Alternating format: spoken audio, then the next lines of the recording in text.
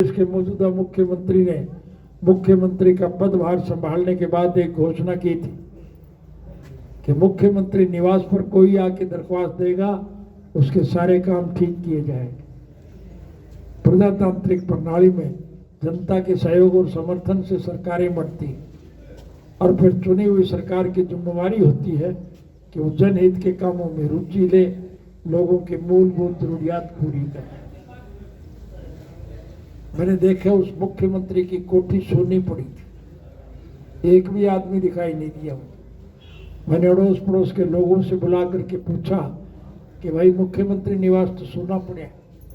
तब लोगों ने कहा जी क्या करे कोई यहाँ आके, यहाँ काम तो किसी का होता नहीं, कोई दरख्वास्त लेकर के आता है उसे पुलिस वाले पीट करके जेल भेज देते हैं, लोग परेशान। मैंने उसी दिन से तैयार कर लिया कि अगर कभी सरकार बनाने का अवसर मिलेगा तो इस नीति को बदलेंगे। जनतंत्र में सरकारें तो बदलती रहती हैं लेकिन नीति नहीं बदला करती। आपके सहयोग और समर्थन से हमें सरकार बनाने का अवसर मिला और मैंने पहली कलम से एक निर्णय लिया कि अब लोग सरकार के पास नहीं आएंगे, सरकार लोगों के पास जाएगी। और सरकार आपके द्वारा कार्यक्रम के तहत मैं हरियाणा प्रदेश के हर गांव में हर साल जाता था। आपके गांव में भी आया था कि नहीं आया था? और आपने जो मांग रखी वो आपकी मानी गई कि नहीं मानी गई? हमारी सोच है भविष्य में जब राजनीतिक बदलाव आएगा, हमारी सरकार बनेगी तो अब की दफा मैं हर बच्चे को शिक्षा मुफ्त देने का काम करूंगा, कोई पैसा खर्च नहीं। और शिक्षा प्राप्त बच्चा अगर बीमार हो गया तो उसका इलाज भी मुफ्त में करवाएं। जिन बुढ़ों की पेंशन काटी गई उनकी पेंशन का पैसा मैं ब्याज के उनके घर भिजवाएं।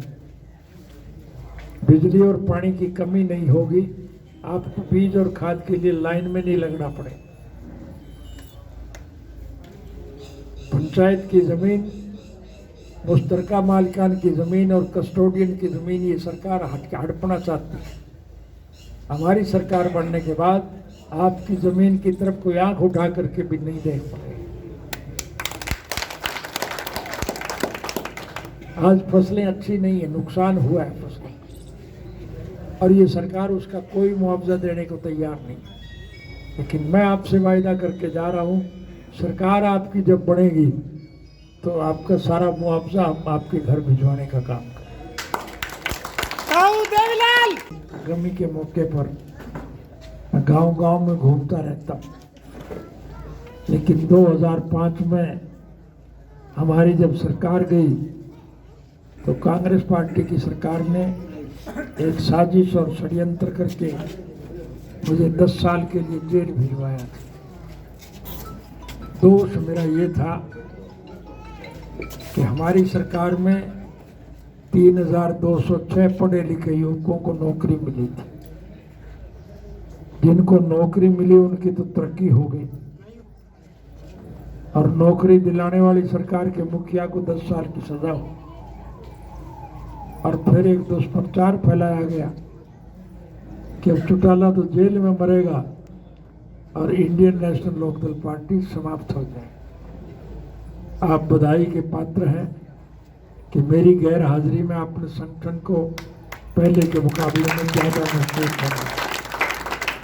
ये बात आप और हम नहीं कह रहे, विरोध पक्ष के राजनीतिक पार्टियों के अग्रणी नेता भी इस बात को मानते हैं कि संगठनात्मक दृष्टि से इंडियन नेशनल लोकदल पार्टी का कोई मुकाबला नहीं।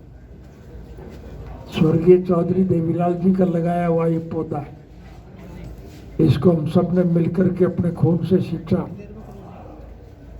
लेकिन दुर्भाग्य हमारा ये रहा कि जब वो पौधा फल देने लगा तो कुछ लुटेरे वर्ग के लोग उसका फल तोड़ करके ले गए। आज फिर नए सिरे से हमें संगठन को और ज्यादा मजबूत करना है। आज इस देश का हर नागरिक, चाहे कोई किसी भी धर्म और मजहब का है, किसी वर्ग से जुड़ा हुआ है, चाहे किसी के रोजगार का कोई भी साधन क्यों ना हो, आज सभी लोग इस कुशासन से परेशान हैं। ये तो सरकार नहीं, लुटेरों का एक गिरोह है जो दोनों हाथों से देश की जनता को लूट रहे हैं।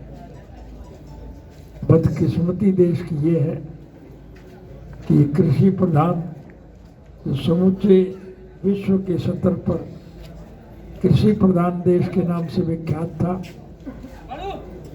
आज सबसे ज्यादा दुखी और परेशान। जो चीज हम पैदा करते हैं वो तो मंदे में लूटी जाती है, और हमारे उत्पादन से जो चीज पैदा होती है वो महंगी बिकती है। हम गन्ना पैदा करते हैं वो तो कोड़ियों के भाव लूटते हैं, लेकिन उससे जो चीनी बनती है वो बाजार में रोज महंगी होती है। चना, मूंग, मोठ, मसर, हर ये हम पैदा करते हैं, वो तो मंदे में लूटी जाती है, लेकिन इनसे जो दाल बनती है वो बाजार में महंगी बिकती है। सरसों, तारा मीरा, तोरिया, अलसी हम पैदा करते हैं, वो तो मंदी बिकती है, लेकिन उनसे जो तेल बनता है वो महंगा बिकता है। आज खेती के लिए हम ट्रैक्टर का इस्तेमाल करते हैं। ट्रैक्टर में जो डीजल जलता है उसके रोज दाम बढ़ते हैं, लेकिन हवाई जहाज में जो डीजल जलता है वो रोज मंदा होता है, क्योंकि उसमें अमीर लोग सफर करते हैं। काट दो, कोई दिक्कत नहीं है। यही बात कहने के लिए मैं आज आपके बीच में आया था। जैसा अभी मैंने बताया कि 3206 पढ़े लिखे युवकों को नौकरी देने की वजह से हमें सजा मिली थी। अब के मैं लाखों बच्चों को नौकरी दूंगा, चाहे मुझे फांसी टूटना पड़े। मुझे ये कमी आप महसूस नहीं करें। आपको तो केवल एक ही काम करना है कि 25 तारीख को फतेहाबाद के उस ग्राउंड को खचाखच भर दें।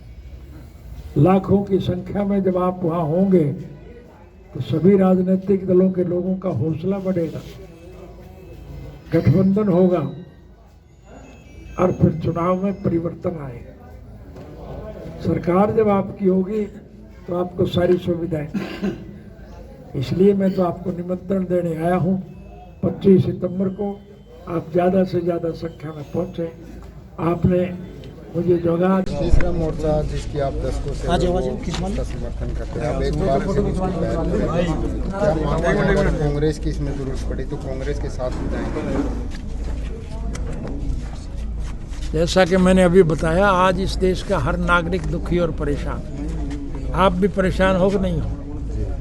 अगर प्रेस के लोग भी सही बात लिख के भेजेंगे तो सरकार की तरफ से आप पर रेड डाले जाएंगे, आपको परेशान किया जाएगा। इसलिए आज सारी राजनीतिक पार्टियों के दुखी लोग इकट्ठे होंगे।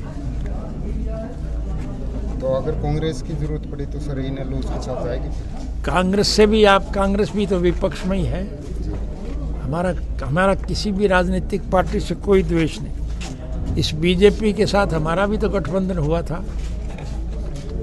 जितना भी समूचा विपक्ष है वो कहीं ना कहीं ईडी से या सीबीआई के डर के खौफ के कारण कहा जा रहा कि एक नहीं हो पा रहा। अगर उनका डर नहीं होता तो शायद अब तक क्या कह रहे हो आप? ईडी और सीबीआई के डर से विपक्ष एक नहीं हो पा रहा। उनको कहीं ना कहीं डर है छापेमारी का, कुछ और का। विपक्ष में आज जो लोग हैं वो बहादुरी से लड़ रहे हैं, उन्हें किसी बात का डर नहीं है। प्रत्यक्ष रूप में मैं आपके सामने बैठा हूँ। मैं 2 दफ़ा जेल जा चुका हूँ, मुझे डर नहीं है। लगता सर कि मिसयूज किया जा रहा है बीजेपी द्वारा सीबीआई का। क्या पूछते हो? कोई सवाल है तो पूछो ना। मैंने बताया जो बात मैंने कही है, उसके अलावा पूछो। कुछ पूछना हो तो नया सवाल पूछो। कोई नया सवाल है आपके पास तो पूछो। तीसरा मोर्चा जिसकी आप दशकों से उसका समर्थन करते हैं, अब एक बार से उसकी पहल करें, क्या मांगे अगर कांग्रेस की इसमें जरूरत पड़ी तो कांग्रेस के साथ हो जाएंगे? जैसा कि मैंने अभी बताया, आज इस देश का हर नागरिक दुखी और परेशान। आप भी परेशान हो कि नहीं हो? अगर प्रेस के लोग भी सही बात लिख के भेजेंगे तो सरकार की तरफ से आप पर रेड डाले जाएंगे, आपको परेशान किया जाएगा। इसलिए आज सारी राजनीतिक पार्टियों के दुखी लोग इकट्ठे होंगे। तो अगर कांग्रेस की जरूरत पड़ी तो सर इन्हें लूज के साथ जाएगी? कांग्रेस से भी आप, कांग्रेस भी तो विपक्ष में ही है। हमारा किसी भी राजनीतिक पार्टी से कोई द्वेष नहीं। इस बीजेपी के साथ हमारा भी तो गठबंधन हुआ था। जितना भी समूचा विपक्ष है वो कहीं ना कहीं ईडी से या सीबीआई के डर के खौफ के कारण कहा जा रहा कि एक नहीं हो पा रहा। अगर वो उनका डर नहीं होता तो शायद अब तक क्या कह रहे हो आप? ईडी और सीबीआई के डर से विपक्ष एक नहीं हो पा रहा। उनको कहीं ना कहीं डर है छापेमारी का, कुछ और का। विपक्ष में आज जो लोग हैं वो बहादुरी से लड़ रहे हैं, उन्हें किसी बात का डर नहीं है। प्रत्यक्ष रूप में मैं आपके सामने बैठा हूँ। मैं 2 दफ़ा जेल जा चुका हूँ, मुझे डर नहीं है।